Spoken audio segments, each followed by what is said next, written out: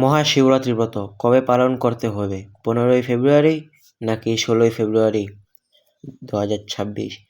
এই নিয়ে অনেকের মনের মধ্যে কনফিউশন রয়েছে। শিব চতুর্দশী ব্রত কবে পালন করতে হবে, সোমবার নাকি রবিবার? আজকে সেই বিষয়ে শাস্ত্র প্রমাণ সহ আলোচনা করব।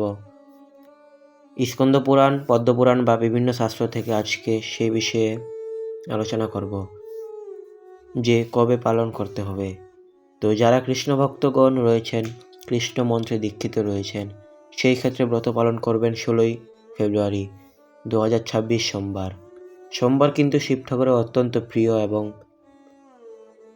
প্রীতি, এবং ফাল্গুন মাসের কৃষ্ণপক্ষের এই চতুর্দশীটি সেটি কিন্তু শিব ঠাকুরের অত্যন্ত প্রিয়। তো এই শিবরাত্রি কোন দিন পালন করবেন এই সম্পর্কে যে বিধিশাস্ত্র রয়েছে স্কন্দ পুরাণ, পদ্মপুরাণ আদি শাস্ত্রে,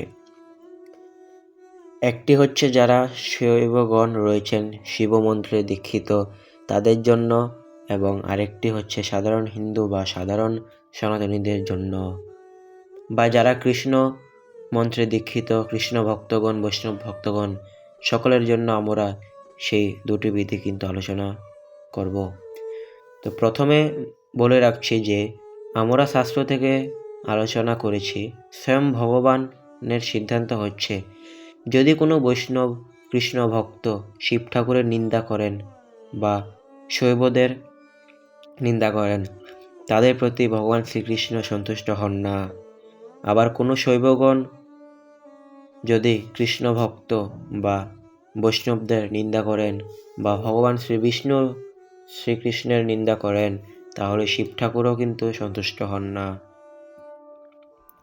এবং তারা কখনোই ভগবত ধামে ফিরে যেতে পারেন না এবং তাদের নরকে শাস্তি পেতে হবে। তাই কোনো কৃষ্ণ ভক্ত কিন্তু শিব ঠাকুরের নিন্দা আদি করবে না, সমালোচনা করবে না এবং শৈবদের সমালোচনা করবে না, শিব ভক্তদের নিন্দা আলোচনা করবে না, সমালোচনা করবে না। কোনো প্রকৃত বৈষ্ণব সেটি কখনোই করবে না, এবং প্রকৃত শৈব কিন্তু এরকমভাবেই কোনো বৈষ্ণব নিন্দা করবে না, এবং ভগবান শ্রী কৃষ্ণ, ভগবান শ্রী বিষ্ণুর নিন্দা আদি করবে না। তাই আমাদের কর্তব্য কারো সমালোচনা, কারো নিন্দা নয়। আমি যে অনুসারে রয়েছি, আমি যদি শিব ঠাকুরের অনুসারী হয়ে থাকি, তাহলে আমি সেই পরম্পরা অনুযায়ী সকল ব্রত পূজা আদি পালন করব। এবং আমি যদি কৃষ্ণমতে হয়ে থাকি, কৃষ্ণমন্ত্রে দীক্ষিত হই বা অনুসারী হই, এই ক্ষেত্রে ভগবান শ্রীকৃষ্ণের ভক্ত, ভগবান শ্রীকৃষ্ণের পরম্পরায় থাকি, তাহলে সেই পরম্পরা অনুযায়ী ব্রত পূজা আদি পালন করব। দুটি বিধি কিন্তু আমরা আলোচনা করব আজকে। যারা শৈবগণ রয়েছেন এবং শিব মন্ত্রে দীক্ষিত রয়েছেন, তাদের ক্ষেত্রে কি করতে হবে, কোন দিন পালন করতে হবে, শাস্ত্রে কি রয়েছে, এবং যারা কৃষ্ণ নামে দীক্ষিত বা শিব মন্ত্রে দীক্ষিত নন, সাধারণ সনাতনী বা যারা বৈষ্ণব, তাদের ক্ষেত্রে কোন দিন ব্রত পালন করতে হবে সেই সম্পর্কে শাস্ত্রে কি রয়েছে তা আলোচনা করব। চলুন আমরা শাস্ত্র থেকে জেনে নিই। প্রথমে আমরা আলোচনা করব স্কন্দ পুরাণ থেকে। স্কন্দ পুরাণে উল্লেখ রয়েছে, পরাশর মুনি সেটি উল্লেখ করেছেন। কি বলেছেন যে এই কৃষ্ণপক্ষের চতুর্দশীর দিন যদি অমাবস্যা যোগ হয়, অর্থাৎ পরের দিন অমাবস্যা হবে, প্রথম দিন চতুর্দশী যুক্ত থাকবে। যদি অমাবস্যা যোগ হয় তাহলে সেই দিন শিবরাত্রি ব্রত পালন করবে। সেটি সাধারণ সনাতনীদের জন্য পরাশর মুনি উল্লেখ করেছেন যে অমাবস্যার যুক্ত চতুর্দশী তিথিতে পালন করতে হবে। সেটি এই বছরের ক্ষেত্রে 16ই ফেব্রুয়ারি। তাহলে সেটি মহাদেবের ক্ষেত্রে পরম প্রীতিকর। পরশুরাম মুনি উল্লেখ করেছেন। কিন্তু চতুর্দশী তিথি সর্ব অবস্থায় পরিত্যাজ্য।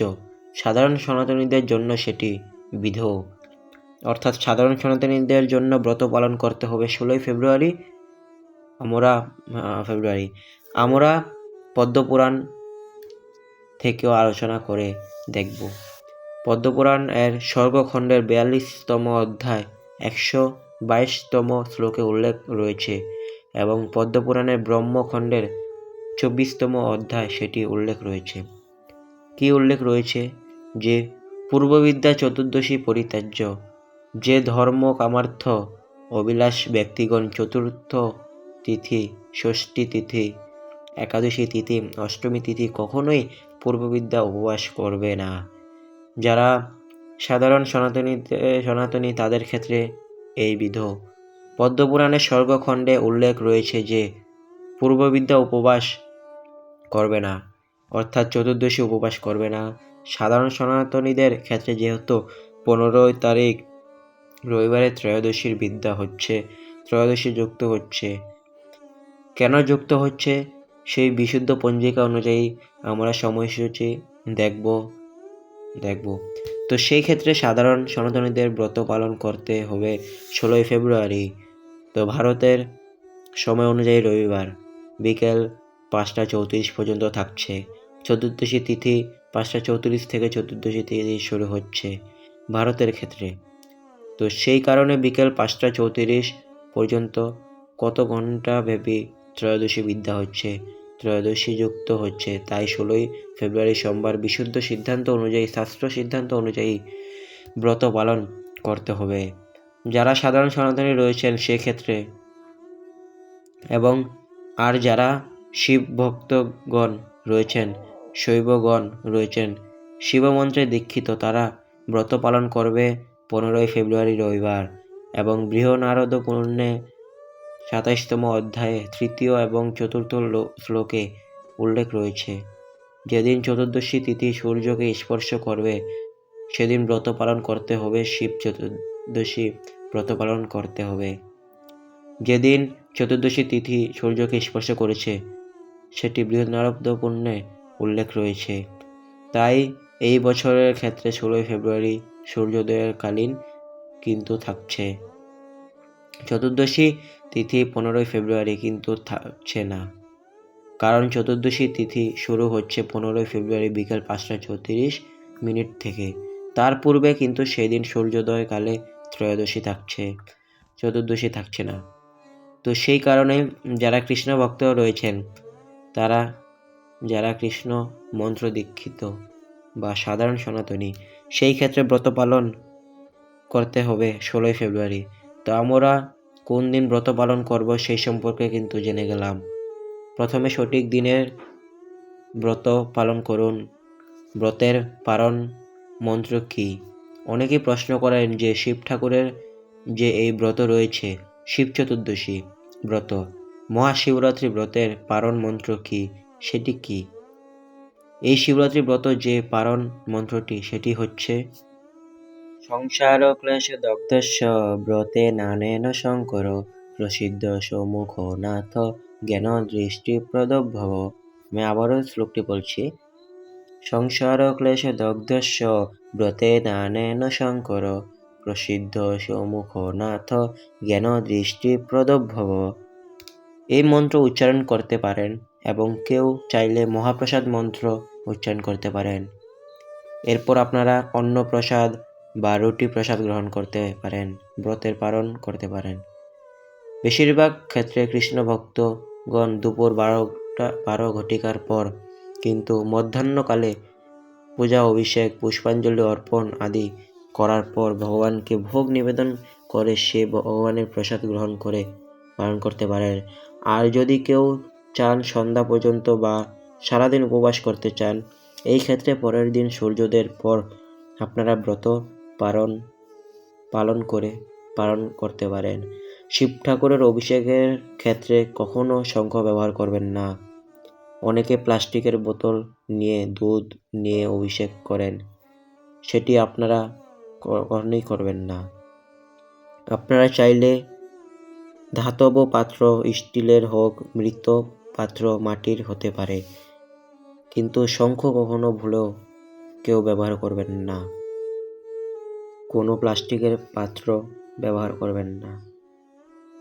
বিল্বপত্র শিব ঠাকুরের অত্যন্ত প্রিয়, তাই আপনারা একটি বিল্বপত্র বা 5টি বা 8টি বা 11টি বা 21টি বা 28টি সেরকমভাবে বিল্বপত্র অর্পণ করতে পারেন। বিল্বপত্র উল্টিয়ে শিব ঠাকুরকে অর্পণ করতে হয়। 3টি পাতাযুক্ত বিল্বপত্র শিব ঠাকুরকে অর্পণ করতে হয়। এছাড়াও দোতারা ফুল, আকন্দ ফুল, নীলকণ্ঠ ফুল বা অপরাজিতা পুষ্প বা বেল ফল এবং দুধ বা দুগ্ধজাত দ্রব্য যেমন দধি, ঘি, পায়েস, সন্দেশ, ক্ষীর প্রভৃতি শিব ঠাকুরের অত্যন্ত প্রিয়, তাই আপনারা এই সকল দ্রব্য অর্পণ করতে পারেন। বিল্বপত্র চয়ন করার ক্ষেত্রে কোন দিন বিল্বপত্র চয়ন করা যায় না সে সম্পর্কে শাস্ত্রে উল্লেখ করা হয়েছে। চতুর্দশী তিথি, অষ্টমী তিথি, নবমী তিথি এবং অমাবস্যা, সংক্রান্তি, সোমবার এই দিনগুলিতে চয়ন করা যায় না। তাই আপনারা এই চতুর্দশী তিথির আগের দিন বেশি করে বিল্বপত্র চয়ন করে রেখে দেবেন। আপনারা শুক্রবার বা শনিবার বা রবিবার সকালে এর মধ্যেই বেশি করে বিল্বপত্র চয়ন করে রাখবেন। তো এছাড়াও এই শিবরাত্রি ব্রত সম্পর্কে কিভাবে ব্রত পালন করতে চান এবং এই ব্রত বিষয়ে যদি আপনাদের অন্য কোনো প্রশ্ন থাকে, জিজ্ঞাসা থাকে, আমাদেরকে জানাবেন। আমরা চেষ্টা করব আপনাদের সকলের প্রশ্নের উত্তর দিতে। তো সঠিক দিনে সকলে পালন করুন মহাশিবরাত্রি ব্রত। সকলের জয় হোক। ধন্যবাদ সবাইকে। হরে কৃষ্ণ, হর হর মহাদেব।